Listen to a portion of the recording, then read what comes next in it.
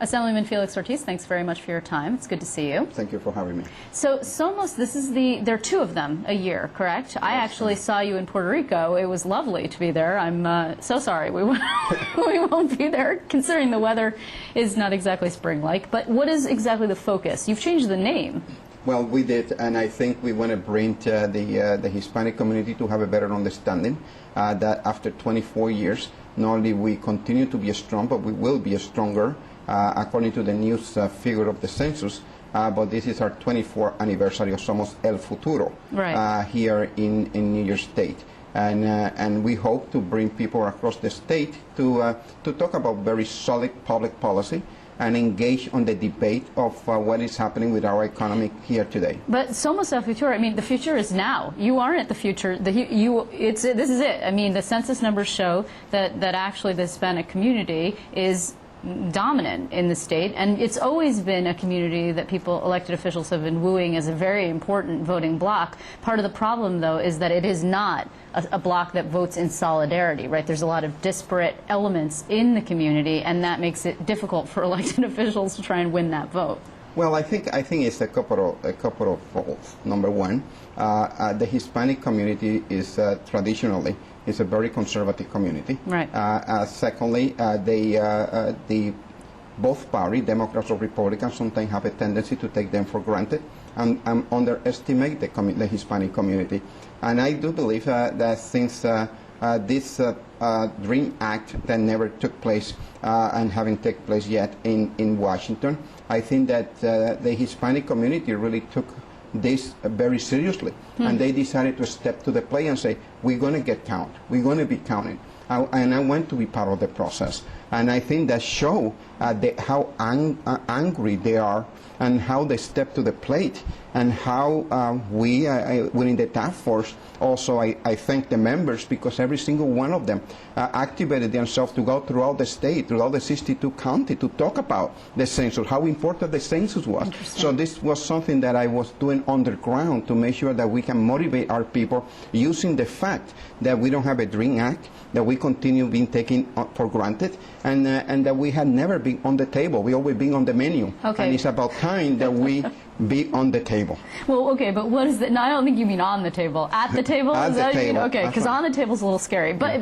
what does it mean going forward politically for, I mean, and let's just pull it out a little bit, for Barack Obama, for example. I mean, you know, the Latino community was very popular with Hillary Clinton. They liked her a lot during the Democratic presidential primary. And particularly when you're saying that it tends to be a more conservative community, Republicans have been going after that vote for a while. George Pataki was huge for, it was Amigos de Pataki. Do you remember that? I remember that very clearly. He did quite well because of that in his third re-election bid, I believe. That's right. Right. So what does it mean going forward? Well, the other thing, you have former Mayor Giuliani, who galvanized on that. You have Mayor Bloomberg, who also galvanized on that. So you know, in reality, they can the Hispanic community become to be a very serious swing vote. Where are we going from here? I think what you're going to see in the near future is that we get to galvanize the data, and also to begin to be part of the process on redistrict, and begin to talk about redistrict. We're going to have a section during Somos Sunday where we're going to be talking strictly about redistrict and census, where those numbers are, and where those numbers are throughout the 62 county, and they are united, they are solid in one particular area.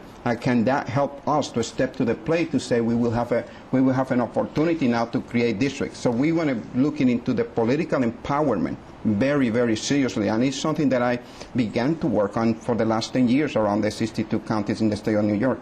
Now, when you and I spoke at Somos immediately after the election last year, we were in Puerto Rico, and it was not clear that then Governor-elect Andrew Cuomo was coming, and you were not happy about that. You had issued an invitation, and it was not immediately accepted. He did end up showing up at the end of the event. It was on a Monday morning, if I remember. Some people had gone home. You extended an invitation to him this time around, and he's coming. Was it easier to get him to come this time? Well, I think we had developed a very interesting relationship with the second floor, the Hispanic caucus. The governor committed himself to have their commissioner and the caucus to be part of the budget process. So what I have decided is to invite commissioners to come to the Hispanic caucus or to the task force to talk about the budget, about the issues, and how we can work together with the new administration. And the governor has been very kind to have the commissioners to participate to the extent where the day before the budget, we had the lieutenant governor who came over and participated and explained to us what is this economic development thing that you're working on, what is all this regional thing that is going to happen, how can we be part of that, how can we be part of the process. And we also addressed the issue of diversity within the Cuomo administration, that the Hispanic community is very concerned, and was very clear that the lieutenant governor was listening to bring the message back to the governor. So it has been a very interesting dynamic, if you will, and I think that we see what the near future is going to bring with the new census information by us continue, and I say us, the task force continue to travel throughout the 62 counties in this state and continue to empower and to motivate our Hispanic community to register and to participate. To this end, about commissioners, we are seeing right on the eve of Somos the announcement of a new Secretary of State, Cesar Perales, right? I'm saying this correctly? Right. He is a former Mario Cuomo administration official, and he also worked for the Carter administration. He's a very respected guy. This is a position that has been in the past a springboard. Mario Cuomo held that position and then went on to run for lieutenant governor and then governor. But Mr. Perales is not a politician, and he's also probably not going to run for anything. He's in his 70s. So this selection of Mr. Perales, what do you think about it? I think it's a very interesting dynamic. Number one, like you said before, Cesar Perales is an individual who has managed to hold different positions from the federal government down to the state, down to the city of New York. Lastly, he's the former executive director of the Education Fund for the Puerto Rican and Latino. And as a result, he retired from there to become a scholar at CUNY.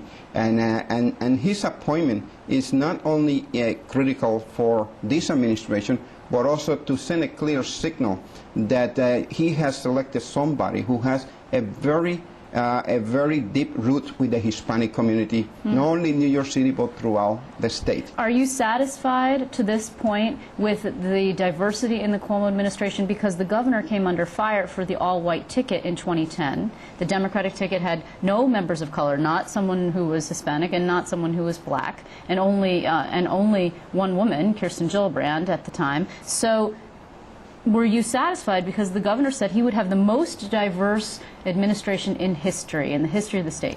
And does he? I will say this to you. I'm satisfied about one thing and one thing only. I'm satisfied that the governor has managed to keep his promise about having a line of communication between the task force and his administration. And that will help us. Once this budget is passed now, that is behind us, it's behind us already, so we will begin to have that kind of dialogue about the diversity and the people. But it doesn't sound to me, no, but the Assemblyman. Let me just say this to you. The lieutenant governor, when he came to visit with us on Tuesday, we asked those questions. How dissatisfied the Hispanic leadership has been about not having the visibility of the 80% of the Hispanic community supporting this administration, and he said it very clearly. You know, we are going to be making appointments. We are going to be making appointments once we close the budget, and we want you, the task force, to continue to be part of that process, and we are engaging on that discussion. We're engaging on the participation, and I will tell you this much, Liz. I will keep this administration accountable and responsible for their promises, and we're going to measure them accordingly. Okay, fascinating. So, Assemblyman, we will be around during Somos. We will look for you. We will look for the governor. I want to thank you very much, Felix Ortiz, for coming in to talk to us. Thank you.